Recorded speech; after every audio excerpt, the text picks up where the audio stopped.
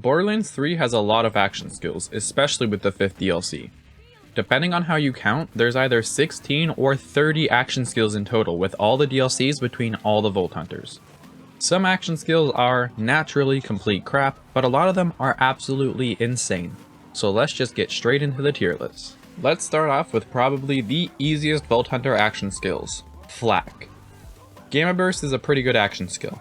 It basically turns your pet into a walking tank and completely infects the battlefield with radiation damage.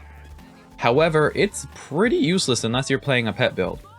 Gamma Burst itself offers pretty much zero advantage for gun builds or melee build if you're doing that on Flak for whatever reason. Gamma Burst is a good action skill for pet builds, but pretty crappy for pretty much any other build, so I'll put it in the C tier. Fadeaway is a staple for a lot of really strong Flak builds. However, much like Gamma Burst, it's only really useful for a gun build. I mean, it has a few synergies with pets, but not much. However, unlike Gamma Burst, a lot of builds rely on Fadeaway, and Fadeaway can even give you short invincibility for stressful moments in time. So for that reason, Fadeaway is an A tier action skill. Rack Attack was at one point the most spammable skill in the game. Rack Attack doesn't really do a lot of damage unless you really build into it, but it's super useful elsewhere. Being able to heal Flak every time it damages an enemy is super useful. And it's also extremely invaluable for its ability to activate the action skill Start Anointment on shields. Rack Attack is undoubtedly a good skill, and I think it's actually good enough to go into the S tier. Congratulations, Rack Attack. Gravity Snare was added with the 5th DLC, and it's one of the 2 action skills added by that DLC that just sucked. Flak's entire purple tree was crappy, but Gravity Snare really put the garbage icing on the recycling cake. Gravity Snare is basically just a worse phase grasp and is not even slightly useful regardless of your build. Gravity Snare, get in your F tier spot. Okay, with Flak out of the way, let's move on to Zayn. The barrier by itself is a relatively okay action skill. It protects Zayn from all damage in front of him, aside from melee and damage over time of course. However, where the barrier really shines is with the skill All-Rounder, which makes the barrier give Zayn complete 360 degree protection from damage from projectiles, which makes Zayn almost invulnerable as long as the player is being safe about it. If All-Rounder weren't a skill in this game, then the barrier would probably be B or C tier, but thanks to just this skill, the barrier is definitely an S tier skill. Sentinel is a decent action skill, but there's just really nothing special about it. It is definitely Zayn's worst action skill, it's kinda just there. Compared to any of Zayn's other action skills, it definitely borders on useless, and it's basically just a turret, so for that, it belongs in the D tier. The clone is one of Zayn's best action skills. It's already really helpful, giving Zayn other options for a second wind, drawing aggro from Zayn, and giving Zayn an escape if he accidentally gets into a tough spot. However, where this skill really takes the cake is with the orange skill tree's capstone, Double Barrel, which gives Zayn's clone a copy of his currently equipped weapon when the clone is spawned. This can lead to some pretty lucrative opportunity with all the crazy weapons in this game.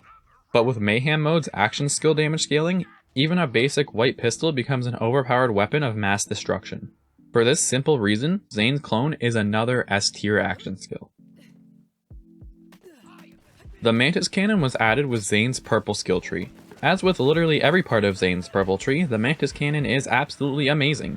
Not only does it finally give Zayn a multi-charge, tap the button and be done action skill that allows Zayn to take full advantage of ASE anointments and ASS anointments, but the Mantis Cannon and its augments are also incredibly useful for managing stacks, crowd control, and debuffing enemies. Mantis Cannon is definitely an S tier skill, especially considering it actually does pretty decent damage too. Moze only really has 2 action skills, Iron Bear and Iron Cub, so for her we're counting the 6 different weapons as their own action skills. Starting off with the Salamander. The Salamander's biggest problem is its range. The Salamander's damage is actually pretty good, but the fact that it has very limited range and the fact that it absolutely guzzles fuel is what kills it for me. Even its augments aren't very great, giving it corrosive damage or fire damage with charges. The Salamander is okay, but it's definitely not what I would consider good, so the Salamander turret is going into the D tier.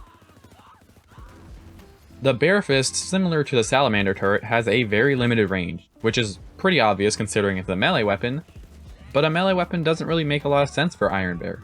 It just doesn't do a lot of damage, has a low fire rate, and is overall not useful. Definitely an F tier skill. The Railgun is a skill that has really great potential and it has really high damage, but its incredibly low fire rate is what kills it for me. The Railgun is good for single target, high health enemies like bosses, as it's a very powerful single shot weapon, but it's pretty useless in mobbing scenarios since the recharge time is so long. The Railgun would be a B tier weapon, but the long recharge delay makes it a C tier since its potential for bosses is super useful, but for mobbing it's basically nothing. The Minigun is probably one of Iron Bear's most popular weapons. It was my first choice when I first played MOs, and it's the one I've stuck with most commonly out of all of them. The miniguns are one of Iron Bear's best weapons. All three of its augments are really good. The minigun has it all: reasonable fuel usage, good fire rate, good DPS, and seemingly infinite range. Given how broken damage scaling for Iron Bear is in Mayhem mode, the miniguns are definitely an S tier skill. The V35 Grenade Launcher is another pretty popular choice for high damage, decent fire rate, fair range weaponry. I personally am not a huge fan of these, but I do see their potential as a good weapon, so for that reason they're going to be a B tier skill for me. Alright, the final weapon, the Vanquisher Rocket Pods. The Vanquisher Rocket Pods are my second favorite weapon on Iron Bear, next only to miniguns. The Rocket Pods augments are pretty bad relative to the miniguns. Most of the time I'll run the Rocket Pods completely augmentless, and they'll still completely wreck face. The Vanquisher Pods are definitely an A tier, but they'd be S tier with better augments. Iron Cub, you sweet, sad little bear. Iron Cub was so hyped up when it was first announced, and it had such good potential, but Gearbox completely screwed the pooch when it came to developing its AI.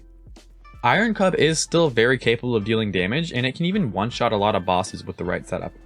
However, just getting Iron Cub to find and attack the enemies is almost impossible, so for that reason Iron Cub is an E tier skill.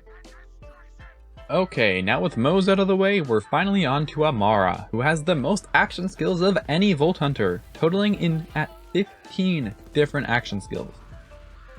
Starting with the base face slam, yeah, it's pretty good. However, I think its actual use time and cooldown rate are a bit too long.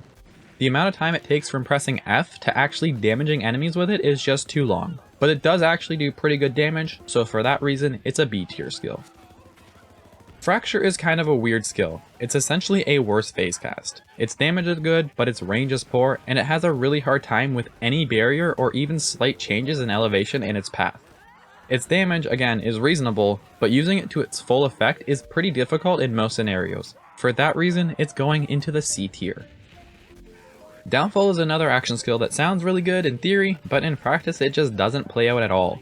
The elemental beam doesn't do a whole lot of damage, and in most cases you'd be better off just using your base face slam, especially since the cooldown on Downfall is almost 50 seconds long, for an underwhelming elemental beam and slam. Plus, using Downfall leaves Amara incredibly vulnerable for way too long, since it doesn't grant immunity while in use. So for all these reasons, Downfall is another F tier skill. Phase Grasp is probably one of the most iconic action skills in Amara's lineup. Its cooldown is super short at only 16 seconds, and it's incredibly good for removing enemies out of fight, or breaking tough enemies' physical shields. Phase Grasp is also really good for ASA anointments, as it's very easy to keep up constantly. I would say that it's S tier, but it's pretty useless for unphase graspable enemies, so we'll put it at A tier. The Eternal Fist is pretty much the exact same thing as Phase Grasp, except it'll seek out another target if the currently grasped target dies. Honestly, this isn't as useful as it sounds, since the duration is still just 7 seconds, except the cooldown is now 20 seconds instead of 16. With all that said, base Phase Grasp is probably more useful than the Eternal Fist, so for that reason it's going into B tier. Ties that bind. Do I even need to say anything about this skill? It's an S tier. We all know it's an S tier, and it always has been an S tier. Linked enemy damage, especially on Mayhem 10, is just too damn good. Fist over Matter is arguably one of Amara's most niche skills.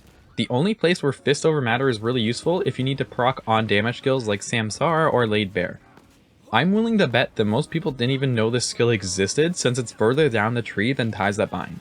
Fist over Matter is a neat concept, but ultimately it's just an underwhelming result, so it goes in the C tier. I really like the idea of phase cast. Super far range, reasonable cooldown rate, high damage, multiple enemies damaged per use. It's a really good action skill, especially considering it requires 0 points in any tree to unlock. Phase cast is really good for proccing ASC annoyance, since the annoyance trigger as soon as you press the button. It's not as stupidly crazy as ties that bind, mind you, but its use case is also entirely different. Definitely an A tier skill in my eyes. Deliverance is kind of just a joke to me. It's just phase cast with a little bit of extra flair to it. The elemental projectiles barely do any damage, and last time I checked, they don't even give you stacks of rush through violent tapestry. It still does less damage than phase cast, however, so for that reason it's going into the C tier. Reverberation is a really good variant of phase cast, since it deals increased damage per enemy hit, which in a couple of very rare situations could lead to some crazy damage. But the thing is, it's difficult to get enemies lined up for a situation like that. It's still really good if you're using phase cast for damage rather than an ASE activator though, so it's going right beside phase cast in the A tier.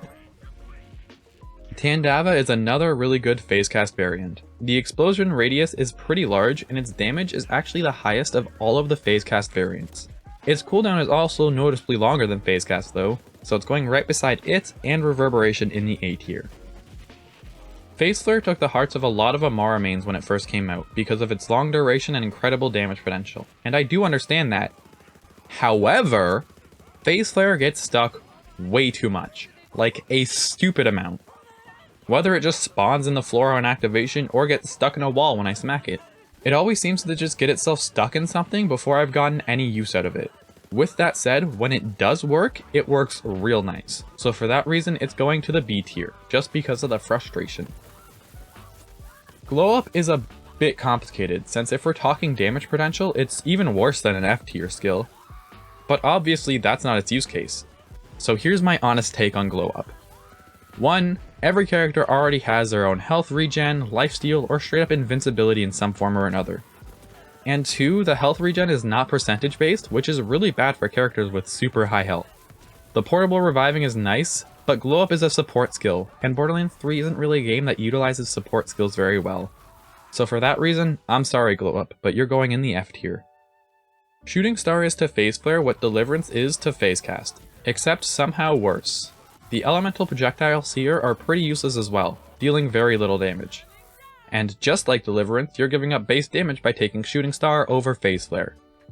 You also lose 4 seconds of duration, but also cool down 4 seconds faster, so it's kind of even in that regard. Simply because you lose base damage over Phase Flare, I'm putting Shooting Star into the C tier.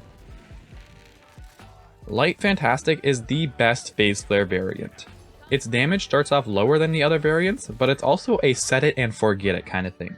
Light Fantastic requires 0 thought to get insane damage from it, since it just follows where you shoot and gains increased damage when you kill enemies. I'm hesitant to put Light Fantastic in the A tier simply because of the issues inherent with Phase Flare action skills, but I think I have to give in and put it in the A tier. So there you have it, my definitive action skill tier list in Borderlands 3. Let me know in the comments down below if you'd like to see more tier lists for Borderlands 3. Also, obviously feel free to scream at me in the comments down below about how wrong all these picks are.